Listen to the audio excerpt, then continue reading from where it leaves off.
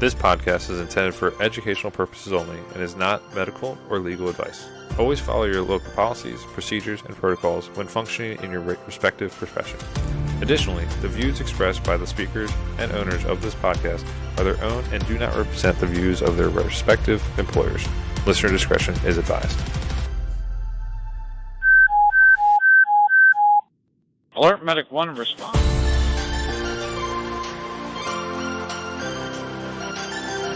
Ken, Josh, and Mustafa here. Welcome back to the Alert Medic 1 podcast.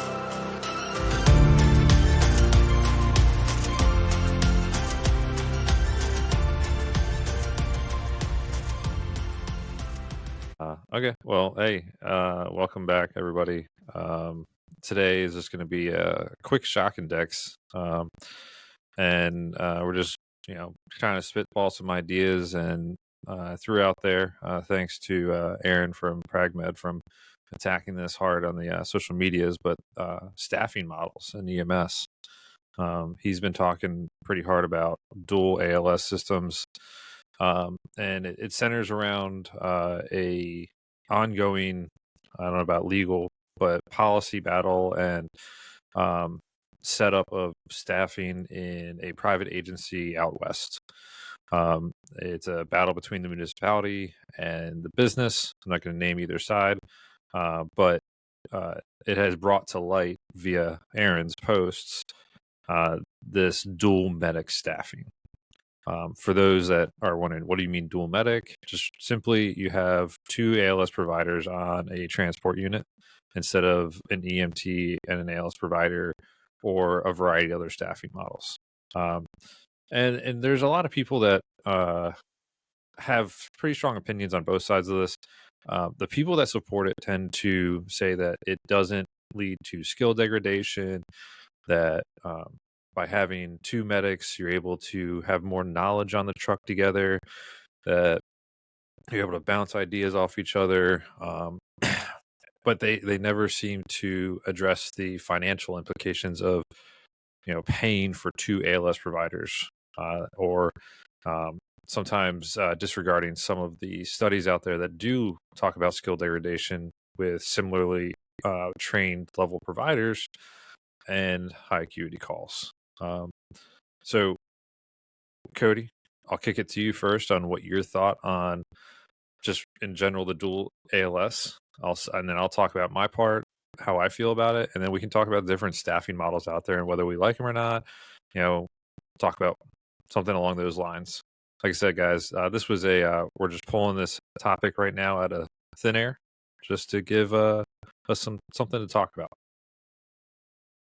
Yeah, man, the dual medic thing, it's a little bit difficult for me to kind of pick a side, I guess. I don't want to be the fence sitter on this one, but so I came up in a medic basic system, but we always had the option of requesting additional ALS support if we needed it. The benefit, I can't see one, especially in today's, today's climate of EMS delivery, kind of like what you were talking about, especially with the story that you mentioned. The problem is the problem not enough paramedics, or is the problem not enough ambulances to respond to the calls? If your problem is not enough ambulances to respond to the calls because of your staffing model of dual medic, well, then perhaps you should reevaluate it. Do you need a medic on every truck? There's another question, right, to debate. Does every response require a paramedic? Yes, no, maybe. I mean, we all have 100 examples that we can give of where this call came out, BLS looked like nothing, and showed up, they were in arrest. Okay, yeah, it happens. It's a known risk, something that you have to deal with. But I think having two medics on scene is helpful. You got a lot of stuff to do, and you don't have a lot of time to do it. Absolutely, man. I don't think there's any skill degradation in those cases. It means that there's plenty of skills to go around that need to be done. If the skill that we're talking about, and we talk about skill degradation, you guys correct me if I'm wrong, but we're mostly talking about things like intubation, right? Innovation, but I think also I guess having the authority to make the decision on what is going on. Not like if say you do a 12 lead and you have that second medic, you may rely on that second medic more to confirm what you're looking at instead of, investigating and getting better with your 12 leads. Yeah. Does it help to have a second opinion sometimes? Definitely. I wholeheartedly agree with that. But like if you're constantly leaning on your partner because they're the better EKG interpreter, then stuff like that, and just splitting of tasks. So I describe my part of the skill degradation in that. So without getting into my agency's breakdown right now, every cardiac arrest we have 2 ALS providers on at a minimum. And sometimes the way I run it, there's 2 high acuity, quote unquote, high acuity skills that kind of happen during cardiac arrest: an IO and an intubation. Everything else is meds pushing, and defibrillation. Maybe a pressor is used, maybe a drip is done later, but the 2 that are always given is an IO and an intubation, and we'll kind of split it. And if I just happen to be the one that is getting IO all the time, then I'm not getting the intubation. And then vice versa. Not that IO is like something that I think degrades over time, but intubation is a skill that can degrade if not used. And I know there's people that, even at busy systems, when they do things like this where they split it up, may go many cardiac arrests without an intubation. So intubation is probably the one everyone thinks about when it comes to skill degradation. I gotta say though, it depends on the system though, right? Like just pushing back a little bit on this. I hear the issue of skill degradation, but what I would counter that with is, what problem are we trying to fix here, right? Are we trying to fix a motivation and complacency issue, or are we trying to fix a system issue? You know what I mean? Go ahead, Cody. Well, I was going to say, so that's the perfect. So one of the organizations that I'm with is a perfect example of this, right? Where I fly, and we fly with a nurse, right? So this is to essentially pretty high, well, unless it's me, it's probably not a high level ALS provider, but anyway, no, I digress.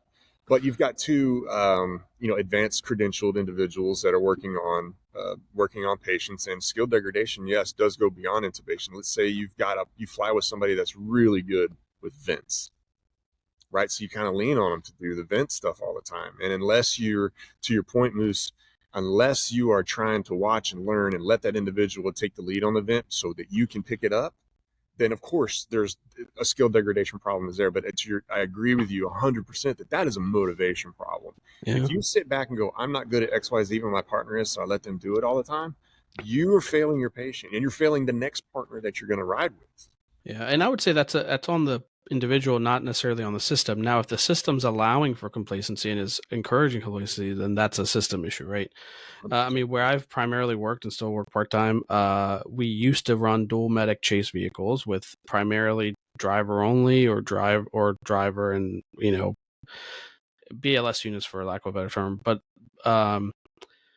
I personally don't think that that skill degradation was such a big issue, because there wasn't a lot of us too, right? If you have a small group of paramedics, then there's a higher ratio of skills anyway that everyone can kind of feed. You know what I mean? Mm-hmm. So that's where I would say that if you've seen an EMS system, you've seen one EMS system, and I don't know if blanket solutions are possible. I trust me, I get it. When I first started where I work full time, there was a big push for a EMS plan 2020, right? And I actually got in a pretty heated debate with one of the medical directors talking about the idea of skill degradation and having too many advanced life support providers, and I vehemently disagreed with him. Now I kind of see it a little bit clearer, where I see the value in having a small core group of people that can do a particular set of skills, especially when we're in the world of way more advanced skills that are coming around the horizon. Things like, ultrasound, again, is my big thing. But, that's, I think, the perfect example of maybe the risk isn't that high, but that you have to have a ton of reps, and you have to maintain a ton of reps to be able to, be competent in that. So, I would Why don't we talk about skill degradation with dual EMTs? Why don't we talk about skill degradation of assessment? Why don't we talk about Well, that's what I was going to say. Where my skills would have diminished, right, as a clinician, because I'm not working full time on a truck. Is that exactly? That's where I find my shortcomings the most. The assessment skill.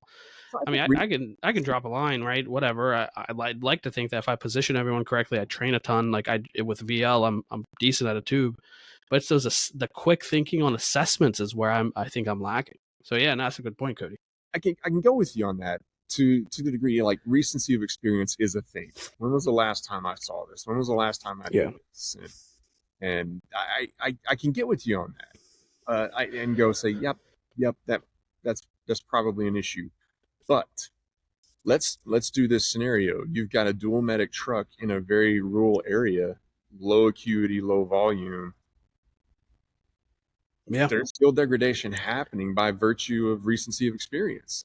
Yeah. So and to be clear, I don't see the utility. And again, we should probably have Ken chime in on this because he's probably the only one that's, well, unless either of you have functioned for a long time in a dual medic ambulance system, because I haven't.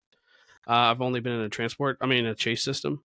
But I wonder what his thoughts would be. But yeah, no, I'm with you. The low volume though is an example of how the system has to adjust, right? And how would that system adjust? You better, I would hope you force your people to do a lot more training, because if you're not that busy, then you certainly got time to train. Yeah. And you certainly have time to do I'm thinking of an agency right now, which I won't name, but I know that the average clinician runs about 50 to 60 true legit transports a year. And in that scenario, what do? They train their asses off, and they know they have to be good. I'm with you. Because what are Navy SEALs doing when they're not doing a real mission, right? Yeah. Training. Yeah, you got a point. I mean, and I think it kind of all in my mind comes back to it's more of a system issue, I think. And that is basically what's being addressed in the whole premise of this talk that is happening out west, is that it's a system issue. It's not so much, I think, an individual provider issue in that department, but it's a system issue where one, there is not, I guess, enough trucks on the road, and then in turn, is there enough qualified people to take those positions? And are we not we, sorry, is the parties involved not recognizing known solutions that with some adjustments in delivery can yield similar, if not, just basically the same results. And, that's switching to an EMT medic model, so yeah, it's overall a system. I personally don't like, again, this is just my opinion, and it depends on the system. But what I feel like is probably one of the better systems in the world of having a shortage of EMTs and paramedics, I don't see why we can't have more BLS staffed ambulances and have single chase trucks. I don't know why that wouldn't work. Because if a paramedic's needed, you just do a switcheroo. The EMT can go to the hospital, and then you just go right back into like I'm sure there's plenty of bad negatives to that system that I'm missing, but like, I don't know. I think it's actually pretty simple, Moose. The question is, what is the asset that the governing body needs? Mm-hmm. Right? If the paramedic is the asset, then, well, for the love of Pete, spread that asset out as much as possible, for the deployment with a good deployment model. If the asset that you need is an ambulance to show up to transport, I think therein lies kind of the hole in the dual medic argument. Yeah. Oh, absolutely. Yeah. It's if you need transport units, you don't need dual, and that's your problem, then maybe you need to bust up your dual medic trucks. Yeah. If a lack of paramedics is your problem, well, maybe you need to bust up those dual medic trucks. I think the answer is, and I'd argue that a lot of places are hurting for those paramedics, right? Which is why I don't see the point. I truly do not, and again, I say this with a grain of salt because I don't know what I don't know, but I don't see the point of dual ALS transport units. I just don't see the point. Yeah, It seems like oversaturation. I do see the point of dual ALS chase trucks, but again, I'm biased because I used to work in that. But I'll be the first one to tell you, I prefer to work by myself, so that's why I like solo trucks. So Solo chase truck. Sorry. So, one, speaking to like the dual ALS chase, that actually makes a lot of sense because you are still spreading resources while there are transport units that can still facilitate the BLS transport, and you don't have to rely on, now you tie those two ALS providers to a transport unit, so that is two ALS providers to one transport, but it could be with a dual ALS chase, two ALS providers to at least a minimum of two transports. And yes, obviously simple math, not trying to insult anyone's intelligence on that. But you definitely are able to spread your resources much better. And I definitely remember examples of where there'd be two calls that would come out, and we only had the one chase truck, so it was known. All right, I'm going there. I'm taking, because the trucks were dual resourced, right? Two of everything. You grab everything and go, and then the paramedic goes solo to a second emergency. Yep. Yeah. And I think it goes, again, you can take this another step further with a system argument, and maybe stop letting dispatch choose what assets go to the scene. Let the EMTs get to the scene and do their assessments, and then decide, okay, I need an ALS upgrade. I need ALS. Interesting. There's a large jurisdiction that does that right now in our state, where there will be, someone will go to the scene and then they will ask, do you need a transport? If so, is it an ALS transport or a BLS transport? Yeah. And I'm not saying that's the best, because I will tell you one major blind spot I have is dispatch. As soon as I start hearing whatever echo and cards, I'm like, cool, I don't know what I don't know, but I'm with you. Degradation, if you rely on the paramedics to do all the assessing and all the treating and all the stuff, and you render the EMTs basically to nothing more than gophers and ambulance drivers, and the gopher is go for the stretcher, go for the bags, that's what a gopher is.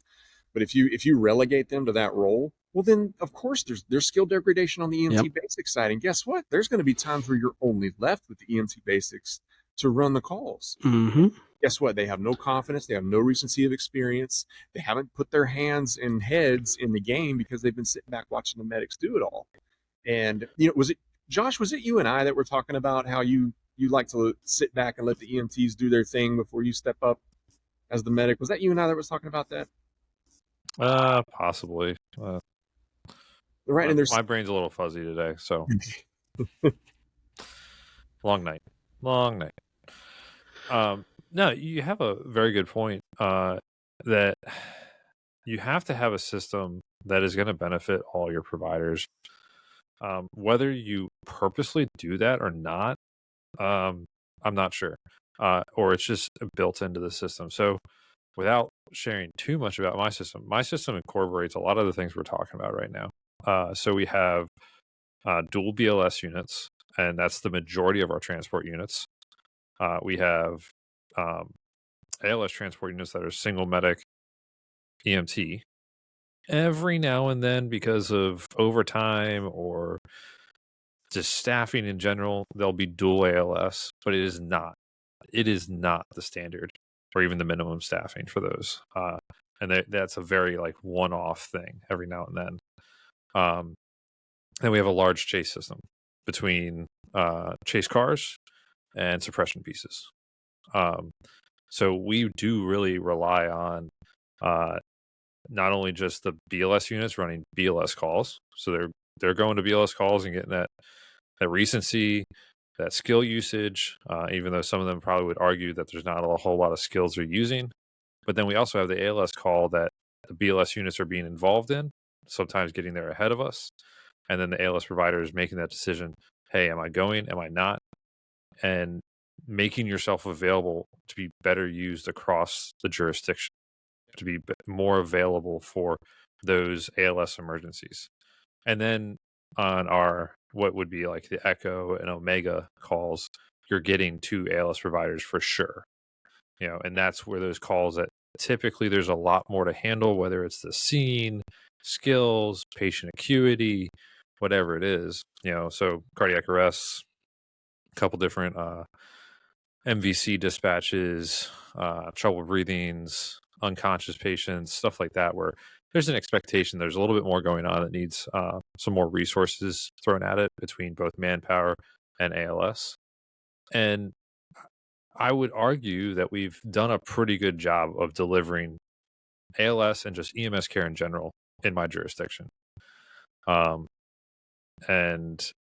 yeah, just I see all the points of like, hey, we need to make sure everyone's taken care of as our providers, but also make sure that the right care is getting the right spot. I think culturally in EMS, we've overemphasized the paramedics' role and utility and completely underemphasized and underappreciate what the EMTs are actually capable of. And I speak from previous experience in another state in Texas, right? So the EMTs are, they're dropping supraglottic airways, they're doing CPAP, they're doing stuff, they're doing, on the spectrum of, pre-hospital care, relatively basic things that it's hard to screw up. And the funny thing is when you actually sit and look at the evidentiary support for what we do on scene and en route as paramedics that have an actual impact on the outcome, you might be shocked to see it.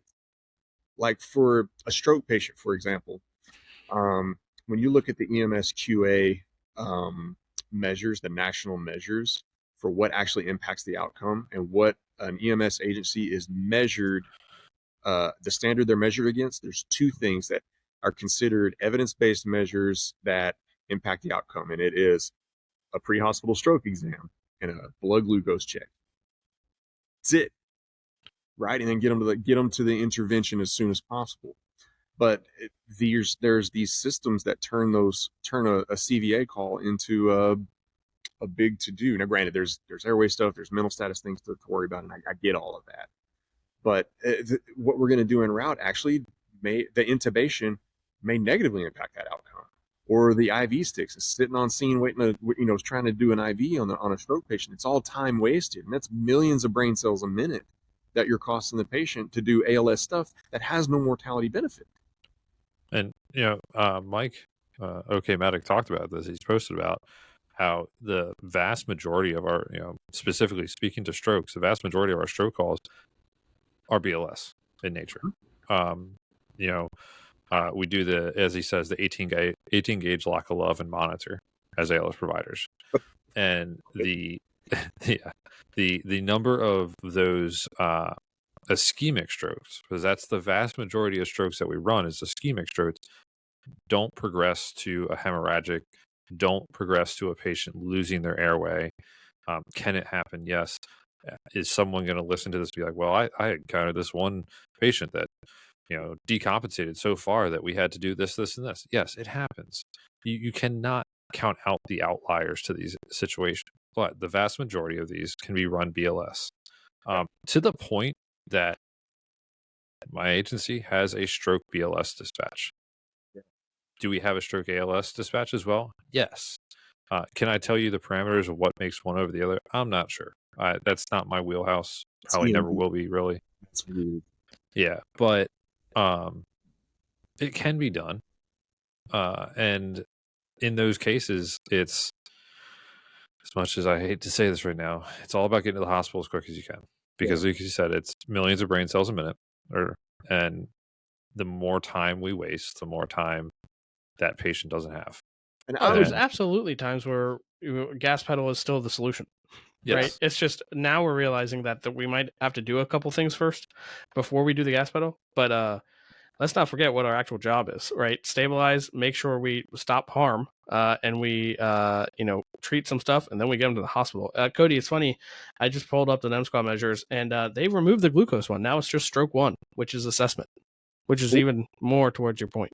Yeah, and I would be remiss if I didn't acknowledge the system of care, right, and the role that EMS does play in that, and certain, I would say, ALS skills, but we all know that there's jurisdictions in our state that EMTs do the IVs, and which is even there's another support for that argument for basic stroke calls. But I'd be remiss if I didn't at least acknowledge that getting that IV en route to the facility, if you're going to go straight to CT and stuff like that, yeah, it's beneficial. There is a time savings there. It shouldn't be more. It's 2 or 3 minutes maybe, but again, it's millions of brain cells a minute. So as much time is just like we were talking about with Dr. Cassim about shaving off as much time and the marginal gains to impact the outcome.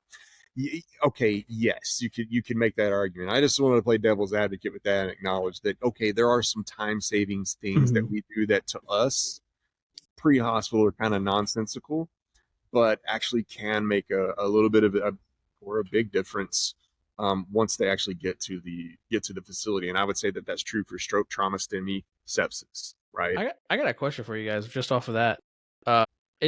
I've always started at IVs in a moving ambulance, but I've like heard that that's like not cool in some places. Have you guys ever heard of that? Never heard it as like people dissuade you from doing it. We could talk about the issues with. I'm just curious because like it's been brought up to me that it could be a safety issue. It could be a X or Y issue, and I'm like, I don't know. Like for the stroke patient, it's risk versus reward, right? That's what we always talk about. And I don't know. I'm okay with starting a line, doing a blood draw, giving it to the hospital because that's hopefully gonna, like you said, marginal gains, right? But yeah, that I didn't know if you guys had ever heard that, but yeah, it was something that caught me off guard a little bit ago. I guess you could see the argument from both sides, like just objectively evaluate that and say, okay, yep, there is a safety concern jamming, a sharp object in somebody's body. And, IVs are not like the Aaron and the Pragmed guys and the vascular guy stuff that they've been doing the last few weeks. Yeah, it's not a benign, riskless procedure. It's you need to be a little more. I think we as a culture of EMS, we need to be maybe a little bit more deliberate with that decision making, a lot more intentional with it. But if, like our state, if we believe that it's it's okay for EMTs to do it, and it's okay for paramedics to do it, and things like that, what's okay? Is there really is the risk the big boogie monster, the boogeyman that we're making it out to be? You can argue this both sides and intelligently argue it from both sides. Yeah, I know.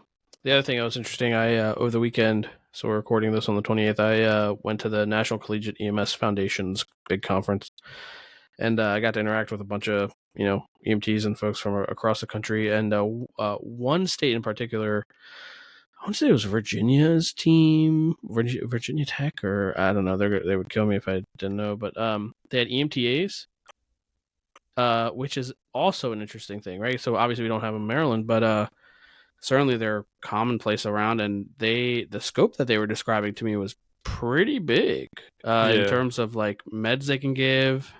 And I was like, how long's your program? And they're like, 2 semesters. So I'm like, we have a 2-semester BLS program here. Which is, so, I mean, yeah. If it was Virginia, that evolved from what was called the enhanced level. So having volunteered in Virginia back in 2010 and being part of an EMS agency in a way through 2007 and 2010 in Virginia, Tech Rescue, very familiar with them. But enhanced, like it, they had at the time, it was like call dependent or call type. So like in a cardiac arrest, they could push epi, but in other types of calls they couldn't. I think anaphylaxis they could. In 2010, I could drop a King tube as a BLS provider. They could push D50 in a diabetic. Just very like off things here and there. I don't think they had any cardiology as an enhanced. I don't know if an advanced in Virginia now does, or in that council for those that are interested. Sounds like the Virginia, CRT whatever of old, right? Yeah, Virginia goes by councils, and each council dictates their protocol. So that is the Western. If it was Tech Rescue, that's the Western Virginia EMS Council, and they have some more progressive stuff than I think like Tidewater is another one. There's a Northern Virginia one, just because of the propensity of EMS providers in those areas to give. I want to say these guys were from whatever college they are in Richmond. I want to say that's where they were. I don't know. So Tech Rescue is obviously Virginia Tech. Oh, okay. I don't know. yeah. Yeah. And then Honestly, I was thinking technical rescue, so Richmond- you had me there. I sorry. was like, okay, maybe there's a technical rescue team somewhere. VT okay, no. Rescue, Tech Okay. Rescue. Fair enough. Having been a student there, it's Tech Rescue to me.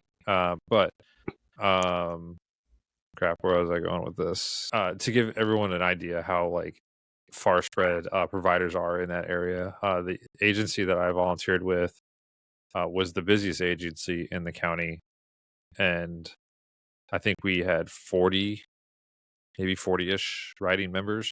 Less than 10 were ALS providers. So a lot of the calls were text completely on a BLS level. And then if you got an ALS provider, you were lucky. So that's the kind of density of providers out there and what that then turns into for protocols for different levels. I think we need EMTs and helicopters.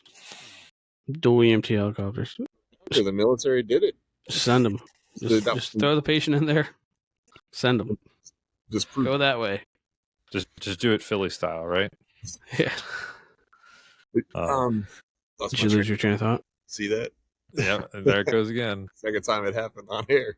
Okay, yeah. It's okay. Luckily, this stuff edits out silences, so that's good. Well, I could just take out the complete just staring at the screen too. Yeah. But honestly, make that a reel and just be like, Cody has Mitch McConnell moment. Don't do it. Yeah, you're gonna do it. I think you should. I'm gonna be put right next to old Sleepy Joe. Oh, please make a meme of that. Please make something. Come on, not a meme. Like a side by side. I don't know. Well, I'll figure something out at some point. Oh, but I think just to wrap up this point here. I remember what I was gonna say. Okay, go ahead, Cody. There. Are you running for re-election? Is that no? Sorry, go ahead. Well, when you think about, and I wanted some ice cream yesterday. No, it some of this argument can be, I don't want to say answered, or can be more, I think we could define it better by how we view, or how the governing bodies view EMS. So Matt Zavasky did a great job of this back in the 2014, 2015 of going, okay, if you're a city or county or state official and you see EMS as a transport benefit to the patient only, then yeah, maybe you just need more ambulances and EMTs on the streets. If you see it as, and you see EMS as a clinical and healthcare benefit that's a value add to the patient's experience, well, then maybe you need more ALS providers, or maybe you don't. I think I think answering that question first in this debate, and especially for the governments that we're talking about that are out west that are looking at this and going, what do we need for our citizen? What benefit does this system provide? If it's transport to the hospital, I think I've said this already, right? If it's transport to the hospital, maybe I don't need 900 paramedics working for the system. I do probably need a core handful for the 10% or 9% or 7% or whatever it is that true ALS calls that are part of our patient population, and then the other 90% probably handled by EMT basics. But I would keep those other 897 paramedics in the system and put them more on the front end of the 911 call, right? So if you prevent the emergency, you don't need that many paramedics, right? So I'm talking about community paramedicine type programs. So if you can get in the homes and you can identify the patients that are at risk, and you prevent the emergency, you don't need the ED visit. Therefore, you don't need the transport assets. So I wasn't going to bring this up, but you kind of made me. So I'm reading this book. I'm almost done. It's called Outlive by Peter Attia. Peter Attia is a former surgical oncologist trained in Baltimore. I didn't know that until listening to the book, who now is like a longevity physician. And I won't go on a diatribe, but basically he talks about the 4 horsemen that kill everyone, right? Kill the majority of people. And that's cardiac disease, diabetes, type 2 diabetes, cancer, and Alzheimer's. And he talks about how essentially all of them are rooted from metabolic syndrome. And I keep I was listening to it. Long story short, I drove to Kentucky and back for a car part, and my wife and I were listening to it, and I couldn't help but think, I'm like, damn, we keep an EMS, especially in Maryland, we're talking about like, how can we improve the cardiac arrest survival rate? How can we improve stroke times? And I'm like, wait a minute, are we falling victim to thinking that since we have a hammer, everything's a nail?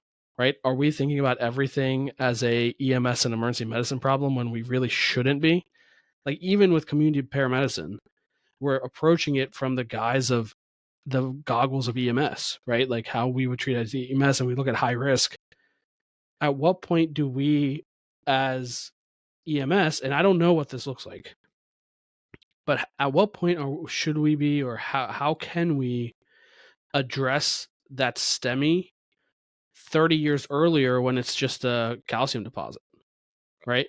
How do we address that? Like how can we do that? And I know that we would talk for hours on this, but if you would ask me what I've been thinking about in the past week, that's what I've been thinking about. And yes, I know it's public health. And yes, I know there's no resources. And yes, I know there's social determinants of health that really screw a lot of our patients over anyway. But I don't know. I think if we were to look at EMS in the next decade, a couple of decades, we're going to have to address that. We might have hit the peak. I mean, yes, there's going to be marginal gains and marginal improvements in research and techniques and stuff. But at what point do we address the front end and finance that front end so that we don't get the back end?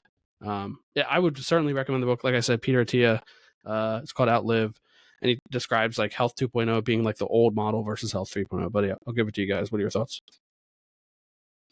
Go for it, buddy. So to look at it from the EMS perspective, I think we're seeing these. I don't want to bring it up too much, but people leaving the profession, determining what we need to do to retain them. And this is not just talking about paramedics. This is all levels. EMTs, both basics, advanced, and paramedics. All three levels. People are leaving the profession for whatever reason, and we need to identify why they're leaving and what it is that we need to keep them. Because just like you said, that calcium deposit that we could maybe catch 30 years earlier becomes that STEMI. Well, the people leaving and or getting imbued with bad habits or qualities are then leading to worser things in the end. And what can we do to try and fix that now? Because like we're calling attention to it. I think it's pretty well being called attention that there are issues in EMS with toxic workplaces, toxic mentalities, um, this burnout and saltiness that is going around that's pervasive through the job right now for a variety of reasons, and many of them legitimate. Honestly, it's been a tough 4 years with COVID. I think we can all agree to that. Just everything that's happened, both socially, within the job, economically, the world is a crazy place right now, and that just translates into how we do our job. So, what do we do to make things better so that in I'm just going to say 10 years, we have the providers that we have now still in the job and are satisfied with the job and not looking to leave or doing less than ideal things while still in the job. And I think a lot of it harkens to organizations that should be advocating for us more in the right ways and not just trying to push their own agenda. And maybe even looking at it from, you know, should we finally have as much as I don't want the federal government involved in everything, the federal government having an actual agency that handles EMS. Yeah, I know. We need our libertarian here to just be like, no, no. But I don't blame him at the same time, But like, if you're in an agency that is the stepchild to a bigger agency, that's a stepchild to an even bigger agency, what do we get in the end? We kind of get the hand-me-downs of the hand-me-downs of the hand-me-downs of just, I'm not saying equipment or anything like that, but just the attention. So, Josh, for me to just so I understand, I guess what you're saying is we kind of need to fix our own house, right, and get our own things in order for our own clinicians so that we can potentially serve in these different capacities that I was talking about. Is that correct? Yeah, and that kind of does speak to what you were talking about, how it's not on so much the health system. Yes, the health system is involved. The healthcare system is involved in, once again, that calcium deposit becoming a STEMI 30 years later. The healthcare system is involved, but it takes ownership of your own stuff in your own house to know, like, hey, I need to fix things on my own end, because the government, the healthcare system, the outside external influences are not the be all end all solution to it all. Mm-hmm. We see it time and time again with many different things in life. If we don't have the personal motivation and drive to fix ourselves, all these external factors can mean nothing.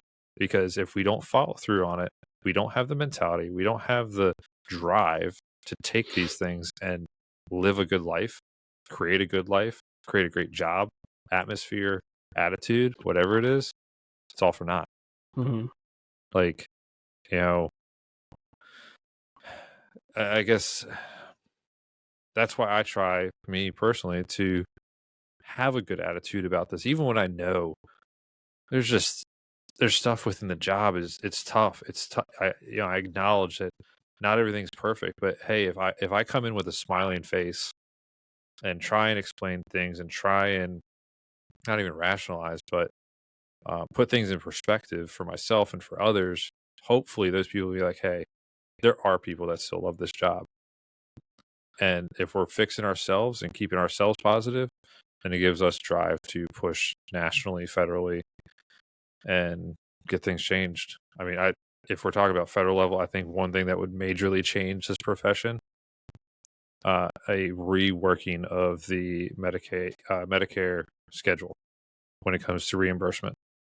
Because if the small agencies, like, I work for a big agency, yes, county budgets can always be cut, but the small agencies would greatly benefit from a Medicare schedule adjustment where they're getting more money back from insurance to better pay their people, buy better equipment, house them in better buildings, whatever it is.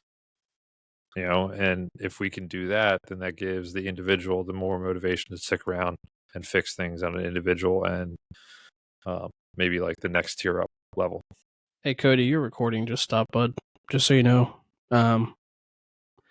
Yeah, so that same thing used to happen to me. It means that your internet connection's a little slow. What a temporizing measure though is if you clear your cookies and you clear your if you have other things running or anything like that, and then go from there.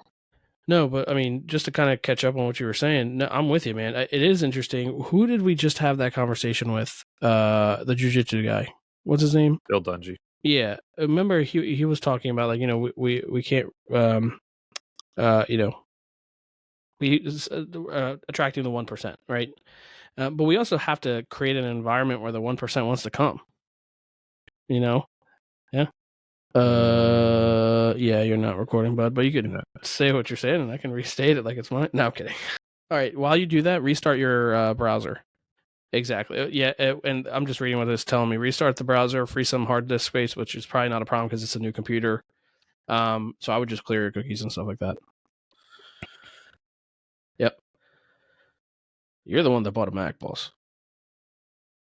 I'm just saying. Yeah. Or you might have to pray to Jobs to get your access back. Yeah. Josh, are you still there? Yeah, I just turned off my video. I know I'm going to take this out, but I'm eating the rest of my fair soup. enough. Fair enough. I just realized this. Well, this is potato ham soup. And it's cold now. I have no problem with it because I've eaten extremely similar textured materials for like the past 10 years from MREs. Yeah. I'm like, it still tastes good. It's just cold. Yeah, Ash made chicken, what's it called? Either chicken tortilla soup or chicken enchilada soup or chicken tortilla soup. Yeah, it's so good. She made it. She makes it like we have a rotation of stuff. All right, let's see if you're recording. Cody, you are recording now, buddy. Yep. Did you figure your idea out? No, Also, since we're going to edit this out, I just want to say, can you tell PHI to pay for better internet? Like, what the hell? Like, Yeah, I'm up in the hangar, Oh, so it is what it is. I guess I could move over to the weight bench and Just closer to the just let router. it, just like with Trevor, just let your computer upload. 'Cause I'm sure your upload might not be at 99% right now. yeah, it's at 34. Yeah, 40, you just yeah. gotta let it sit. It was sitting at 85 though, but yeah. All right, go ahead, Cody. Well, I missed a little bit of the last little bit of the conversation, but I still stick to I still go back to the recruiting piece of it. And you, I saw this quote recently, maybe it was last night. There's a lot of wannabe matadors out there, but once they face the bull, they find out that all they wanted to do was dress up and hear the crowd roar. So we have a lot of people in the industry that shouldn't be here. And that's what Bill, this is something that Bill was talking about with from the 6 feet episode, that there's a lot of folks who shouldn't be here. I just saw this on LinkedIn. Have you guys seen this post? It's by Orlando Rivera. Was it the people standing in front of the ambulance? Yeah, it's the unvarnished truth about becoming a paramedic. It's not Now for everyone. the front paramedic looks like an alien. Yeah, yeah. Okay. And it talks about the unspoken realities and why you need to think twice about coming here. Like, there's nothing that drives me up the wall faster and could hijack my mood if I let it than listening to folks complain about how hard they're working. Right? How many calls we had to do, and this was stupid and that was stupid. It's like, well, what the fuck do you think it was going to be? What did you think this was going to be like? What did you sign up to do? Why are you here? And I think a lot of folks that get into this industry are not really clear on their why, right? They were asked their whole lives, and I think this is where our society kind of fails us a little bit, just as individuals, where you spend your whole childhood growing up hearing, what do you want to be when you grow up? What do you want to be when you grow up? What do you want to be when you grow up? And let's change the question, change one word. Who do you want to be when you grow up?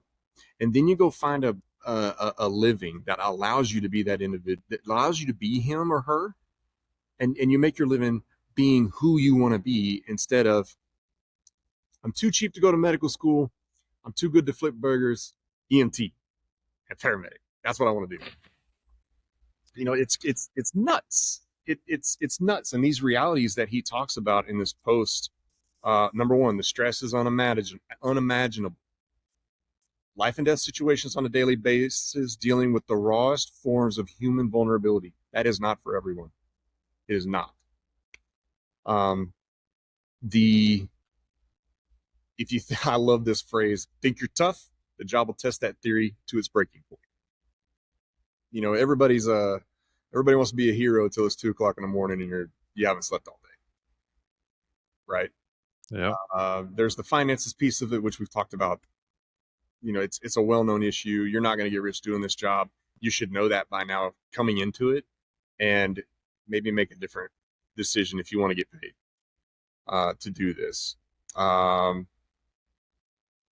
But here's why it might be exactly what you want to do. It's more than a job. It's a calling. This is what some of the other things that Bill was talking about.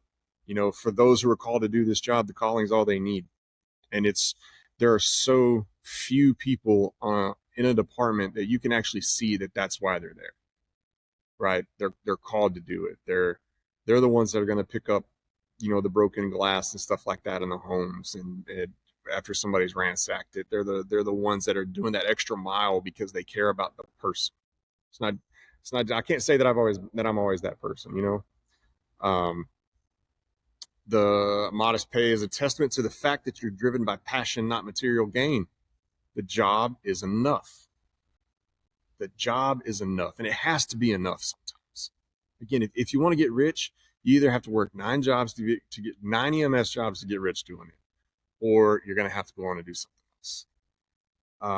And I love this one. The irregular hours mean you're living a life less ordinary. Yes, you can start drinking at noon on a Wednesday. Isn't it awesome? But anyway, you guys should check this out on LinkedIn. It was posted by, and read it for yourselves, by Orlando Rivera. We posted about this, was it a week or two ago? Simple little meme. Yeah. That this job is not about us. It's not about cool calls and cool interventions and doing all these, saving lives. It's about the people we take care of, regardless of what it is.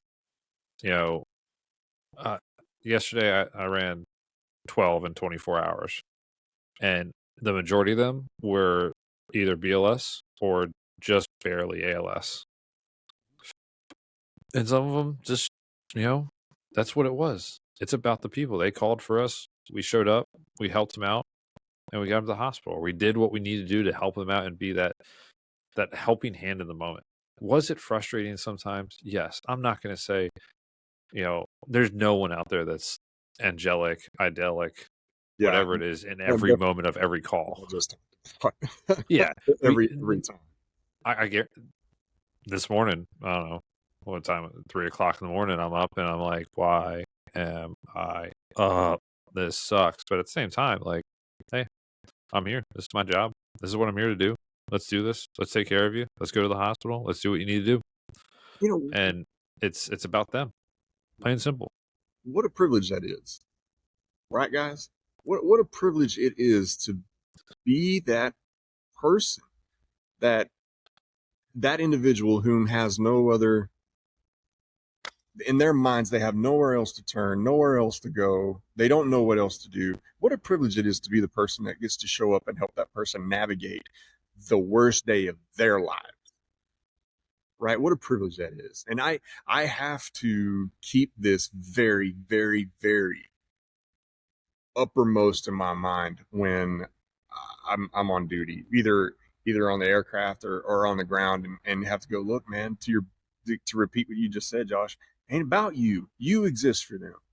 This job exists for them. It doesn't exist to give you this wonderful feeling of satisfaction and to drive a Maserati. It's not what it's not what it's here for. It's and real quick service. You will have those feelings. Yeah, it's okay to have. You will get those feelings of this is amazing. This is an amazing job. It truly is. Yep. So don't forget that. Yeah. I mean, you live for those moments of after a call, like we talked about before we started recording.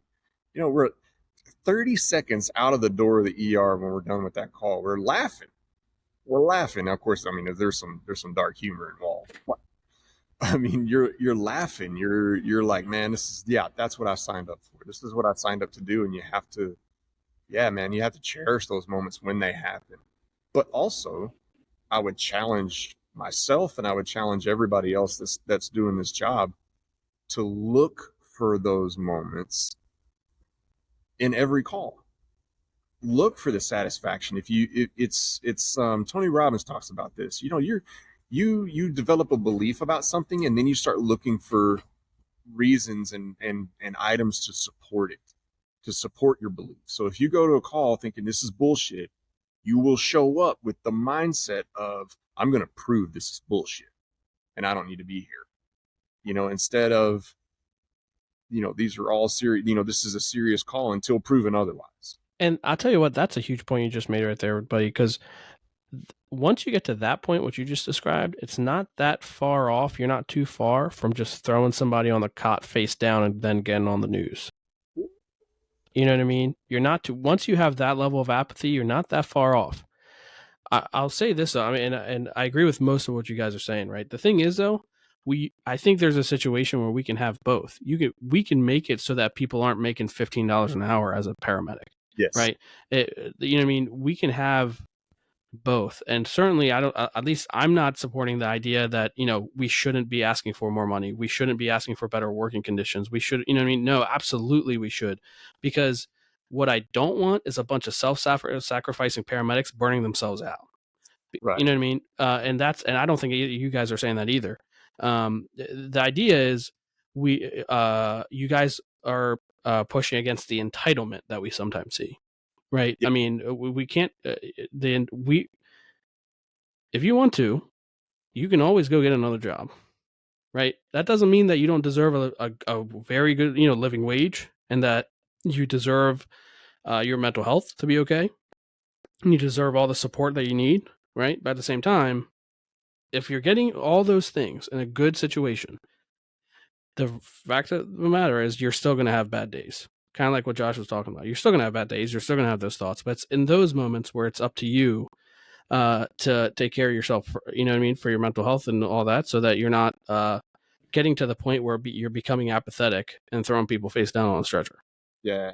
And I'll take all that idealistic nonsense that I just spewed out there, and I will put it squarely on us as individuals that when you should show up with the right attitude. But I will punt the majority of the problems up to the organizational leadership culture of EMS. And you know what? If you want recruiting, you want retention, you want engagement, you as a leader are responsible for building the environment where those things are possible. Mhm. It doesn't just happen because you throw your badge on somebody or throw your patch on somebody and say, blam, retention, engagement, all these things that matter. And you're going, man, I don't know how tall you are because I never see you standing up. Mm-hmm. You know, that was a John Salka at the Teaks Leadership Symposium said, you ever know how you got a bad boss? You never see him standing up, right? You as leaders at the top level. Now I'm going somewhere with this. At the top level, you have to build the environment for the results that you're looking for to even be possible, right? And that's not hot dogs, and it's not grilling burgers every Friday, and it's not ordering pizza. Certainly not pizza. Yep. It's not going to get it. It's not going to get it. It's actually listening and addressing the issues. And this could be a whole nother, this is another 2 hours of things. However, if you're the guy that, and I'm going back to the individual now, because leadership is also your responsibility too. You have to lead yourself, meaning that if the organization tells you to wear a certain kind of shirt and a certain kind of socks and underwear, you have a responsibility to get inside what the organization says is what we expected you. You have a responsibility to meet those expectations. You can't rail against the leadership and be a rebel and then expect that organization to invest a lot of time and a lot of time and effort and money into keeping you. Right? Retention is also your responsibility as an employee and as a member of a department. It's also your responsibility. You know what? Say, hey, no, I'm worthy of this investment. Not because I just showed up. That's an entitlement. I showed up today and I'm entitled to all these things that make my life great. No, that's entitlement. I'm talking about doing your part well. Just because you have a shit leadership structure or you were handed a bad deal from as a department, it doesn't get you off the hook for being a good dude. Doesn't get you off the hook for being a good teammate. Doesn't get you off the hook for being a good employee. I mean, that's how you find that there's some middle ground here that we all need to try to get to, right? The organization leadership needs to come one way and the team needs to come the other way. And you got to meet in the middle or these problems will persist. It just will. The cultural issues in EMS they'll persist. And there's no easy answer to it either. Right? That's a shitty way to end that whole diatribe of nonsense. I'm okay with starting with Maserati, so I'll be the first victim. Right? But then again, are you going to drive a Maserati into some of those parking lots? If it's not mine, I will. This was good. This was good. It was a good talk. Hope listening to this short little hour, Shock Index gives you something to think about. Staffing models, mentality. Just think about EMS in general, overall. And if you disagree with us, you should let us know. Yeah. Because we want to hear from you. Yeah. Even if we don't agree with you. You guys know where to reach us. Primarily Instagram. Hit us up in the DMs. And we'll get back to you. And, we'll have a debate. We'll talk about it. We'll agree on things. We'll disagree, whatever you want to talk about. So if you make a good argument, we might even have you on the show. But it's got to be really good. It's got to get past the screening of Josh and Cody. So it's got to be good. But for all the listeners out there, thanks for listening. If you're not already, make sure to follow us on Instagram, Facebook. Got a episode coming out every week for a while. Listen for some stuff. It's some good content. But once again, thanks for listening. Wherever you are, Be safe.